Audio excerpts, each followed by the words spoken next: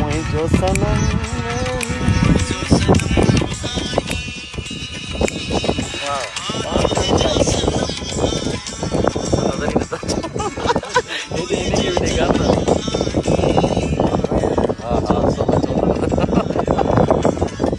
ध्यान लाइट था किचन ध्यान किचन बेड़ी में देखो किचन ठायो तो ओयो अंदर आ किचन भूख लगी आ मानी जल्दी कर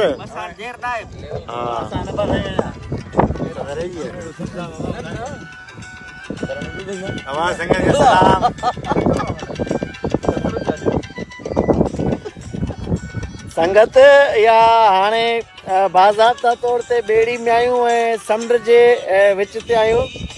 ऐं समुंड जे पेट ते जेको आहे जीअं नंढेला ॿार पंहिंजे वालदेन जे पेट ते जंप ॾींदा आहिनि खेॾंदा आहिनि कचरियूं कंदा आहिनि त ईअं असां समुंड सां मस्ती करण जे लाइ अॼु वीकेंड ते हिते गॾु आहियूं ऐं मानी बि हिन बेड़ी में हिन बेड़ी में तयारु पई थिए संगत सां कचहरी भी जारी आहे म्यूज़िक भी हले पियो ऐं मच्छी भी कोशिश कयूं था नसीबन में कहिड़ी शिकार थिए पई मच्छी त इहे भी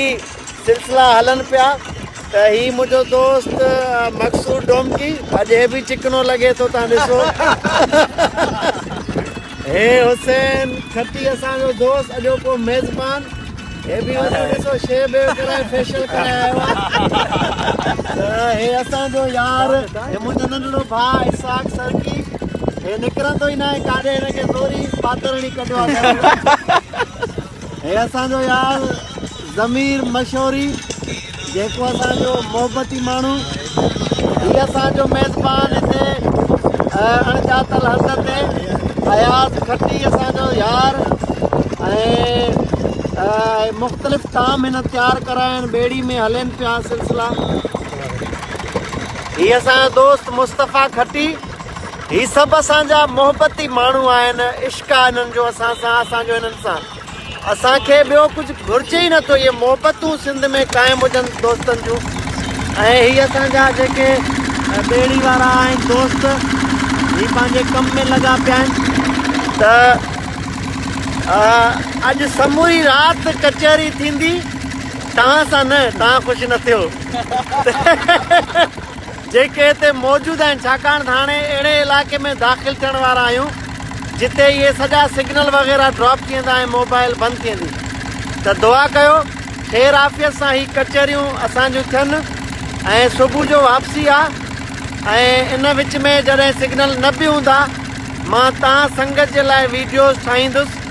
उहे शिकार जूं हुजनि उहे कचहरी जूं हुजनि उहे डांस जूं हुजनि उहे सूफ़ियाणे राग जूं हुजनि त इहे कचहरियूं पंहिंजूं क़ाइमु दाइमु हूंदियूं ऐं सॼी सिंध जा दोस्त जेके असांजा मोहबती आहिनि घण घुरिया आहिनि उन्हनि खे बि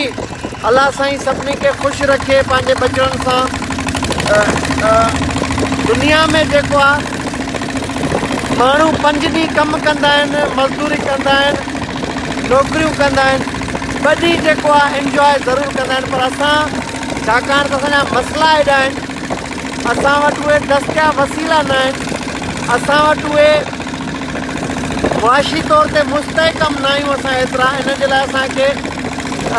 6 महीननि में साल में को मौक़ो मिलंदो आहे का अहिड़ी हिकिड़ो ॾींहुं तफ़रीह जे लाइ ऐं उन में बि संगत हूंदा आहिनि या फैमिली हूंदी आहे माण्हुनि सां त कोशिशि कबी त पंहिंजे लाइ टाइम कढो पंहिंजे बचड़नि जे लाइ टाइम कढो ऐं इंजॉय कयो ही जून जुलाई जा महीना ऑलरेडी कोरोना में तमामु घणो स्ट्रेस आहे माण्हुनि खे त उन स्ट्रेस खे रिलीज़ करण जे लाइ ही समुंड कराची खां केटी बंदर ताईं पंहिंजो आहे ही तफ़री माग पंहिंजा आहिनि निकिरो घुमो फिरो पर कोरोना सबबि सोशल डिस्टेंस रखो असां बि थोरो पासे पासे ते वेठा आहियूं ऐं कोशिशि कयो त इन मर्ज़ खे बि